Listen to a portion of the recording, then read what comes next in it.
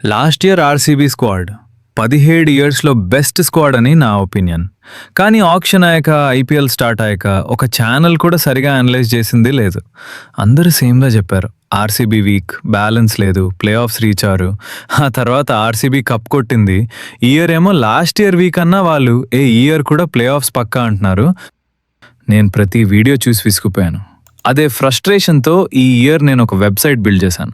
ఫీలింగ్స్తో కాదు, యాక్చువల్ డేటాతో టీమ్ని అనలైజ్ చేయడం కోసం. Pitch conditions, player head to head, power play stats, death bowling numbers అన్నీ ఒక చోటలో. మీకు కూడా కరెక్ట్ అనాలిసిస్ కావాలి అంటే చెప్పండి, వీడియోస్ చేస్తాం.